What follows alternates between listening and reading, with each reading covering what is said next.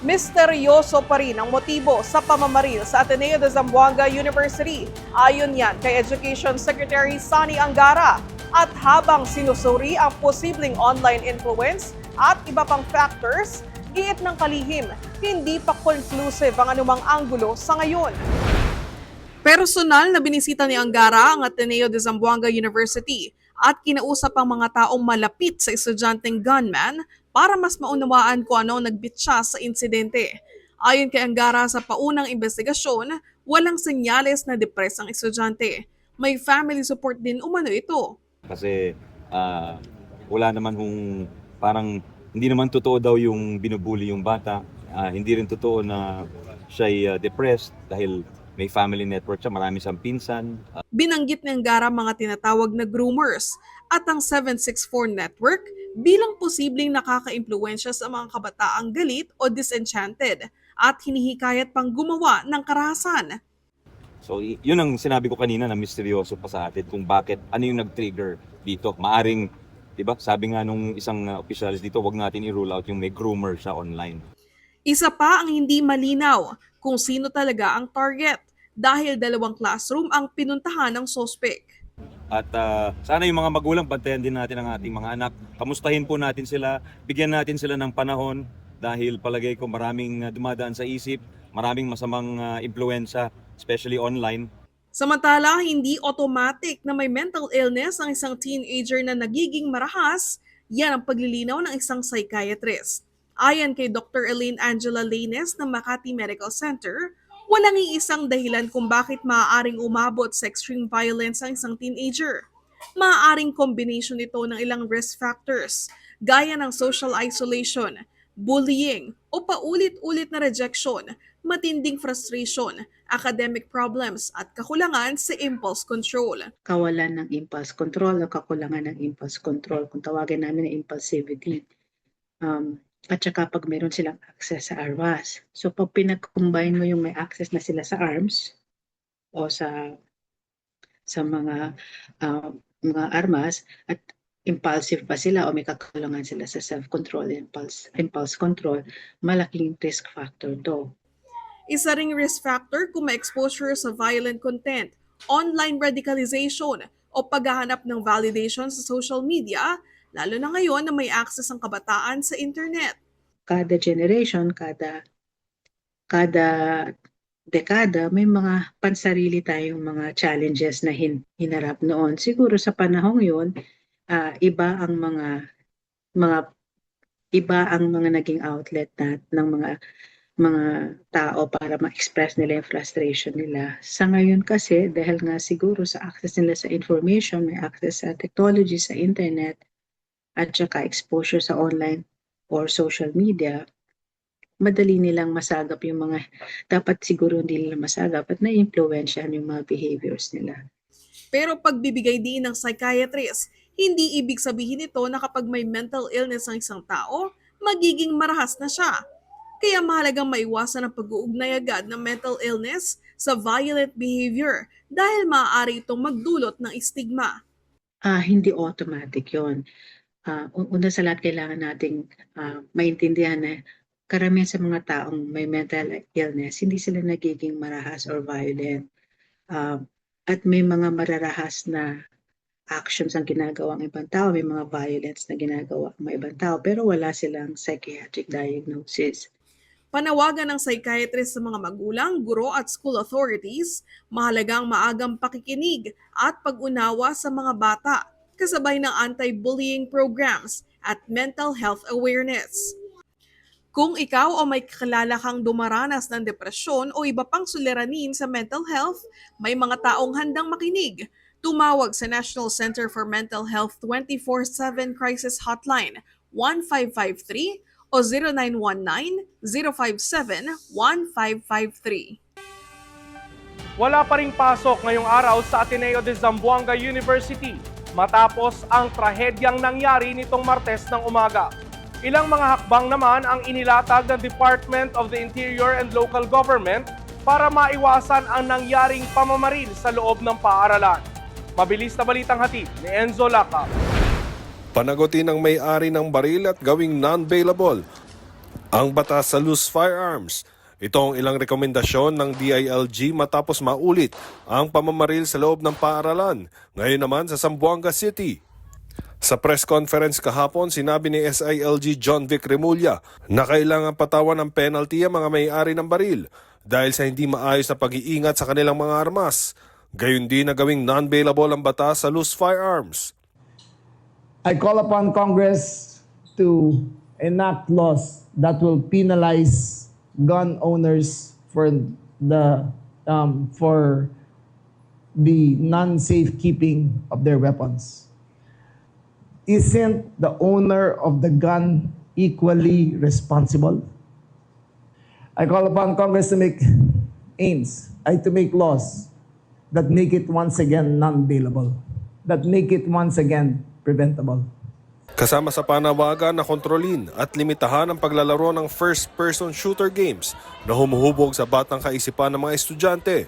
Patuloy din ang pag-iimbestiga ng PNP kung nabuli ba ang CICL, pati na ang history nito sa paglalaro ng online game na Roblox.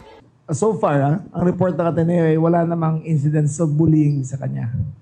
We are going to check if there is kung ano ang nag-trigger ng kanyang depression. Kasi Roblox, yung chat group na yan, only encourages you. Pero deep down inside, may problema yung bata and we're trying to ascertain yan kung ano talaga siya. Nilinaw din ni Remulla ang ilang maling impormasyon na kumakalat online. So just to make it clear, okay? Para klaruhin lang to.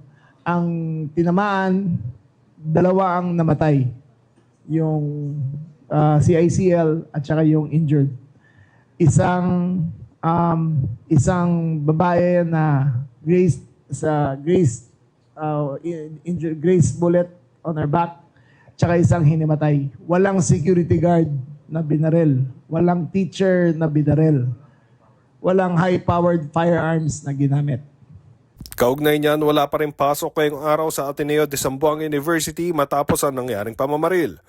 Napas na University Memorandum ni University President Father Ernald Andal SJ, ito'y para maglaan ng sapat na panahon para tugunan ang kaligtasan at kapakanan ng mga mag-aaral at kawani dahil sa nangyaring insidente. Nanawagan din ng universidad na iwasan mag-share ng hindi beripikadong impormasyon o mga sensitibong imahe at irespeto ang privacy ng pamilyang apektado. Mamayang 2:00 ng hapon magsasagawa rin ng healing mass sa University Church of Sacred Heart of Jesus. Enzo Lacap, All TV News, Channel 2. Nilinaw ni Palace Press Officer Claire Castro na hindi niya sinisi ang mga guro sa nangyaring pamamaril sa mga paaralan. Giit ni Castro, nagkaroon lang umano ng misinterpretation sa kanyang mga pahayag. Pero para sa ACT Teachers Party List, hindi dapat gawing scapegoat ang mga guro sa problema ng karahasan sa mga eskwelahan. Paliwanag ni Undersecretary Claire Castro, pinaalalahanan lamang niya ang mga guro sa kanilang papel sa paghubog ng karakter ng mga estudyante. Hindi rin siya humingi ng paumanhid sa kanyang puna sa ilang guro na sinabi niyang nakaka-impluwensya sa mga estudyante sa pagiging walang respeto. So nauunawaan po natin kung saan po nanggagaling ang ating mga guro, pero wag po nila sanang masamain kung atin lamang nire-remind at pinapaalalahanan na muli na napakalaki po ng inyong role bilang pangalawang magulang sa ating mga kabataan at hindi ko po kailanman hindi bibigyang galang ang mga guro. Ito'y matapos batikusin ng Alliance of Concerned Teachers ang kanyang pahayag na itinuring nilang insulto sa mga guro. Paglilinaw ni Castro, hindi lang seguridad sa mga paaralan ang kailangan, kundi mas maayos na paggabay ng mga guro sa kabataan. Bilang batayan, binanggit niyang isang viral video kung saan ang isang guro umano ang nakitang nagtuturo ng mga mapang-insultong salita laban kay Pangulong Bongbong Marcos. Dito po, mismong estudyante niya ang tinuruan niya ng mga salitang mapang-insulto. At ako rin po ang nakipag-ugnayan mismo kay Secretary Sani Angara upang ito ay ma-call out, malaman kung ang video na ito ay verified, kung totoo. At umamin po ang guro na totoo niyang ginawa. At siya po ay nagbigay ng paumanhin. At sa ngayon po, ang kasong ito Meron na pong kaso ng administrative case laban sa nasabing guro. At nang tanungin kung handa ba siyang humingi ng paumanhin sa mga gurong na-offend sa kanyang pahayag, So, siguro po ang dapat na magbigay ng paumanhin ay yung bigay ng maling konteksto sa ating sinabi. Dahil marami nagsasabi na walang guro na nagturo ng mali. Ipinakita ko po sa inyo ngayon ang mga guro na nagkaroon ng pagkakamali at yan din ang ayaw nating pamarisan pa ng iba pa nating mga kababayan. pero kung si ACT Teachers Party List Representative Antonio Tino ang tatanungin, dapat bawiin ni Castro ang kanyang mga pahayag at humingi ng paumanhin sa mga guro dahil hindi dapat gawing scapegoat ang mga guro sa karahasan sa mga paaralan. Napakababa na nga ng sweldo nila habang napakabigat ng trabahong pinapakarga.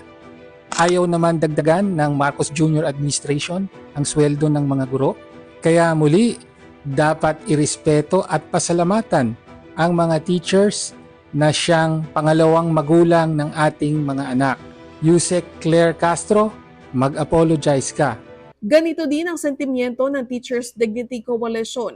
Ayon sa grupo, may mga partikular na insidenteng tinutukoy si Castro. Pero hindi lang sa mga guro dapat ibunton ang pansin sa mga insidente ng karahasan sa mga paaralan. Sino man po sa ating hanay ang mayroong pagkukulang, ang mayroong pagmamalabis, ang mayroon pong mga ganitong gawain na alam po natin na hindi tama ay hindi po natin kukonsintihin. Ang sa atin lang, hindi naman dapat ganun sana yung uri ng pananalita ni Yusek Claire Castro kasi napakataas ng posisyon niya. Susunod sa mga balita sa probinsya, buto ng tao na tagpuan sa isang bakanteng lote sa Cebu City. Tennis kit na gagamitin ni Pinay tennis sensation Alex Ciala sa US Open, ni-reveal na. Floral t-shirt ng Pinay Netter sold out agad online. At kwento ng mga estudyanteng buwis buhay na tumatawid sa rumaragasang ilog tuwing tag-ulan sa Rojas Oriental, Mindoro. Alamin!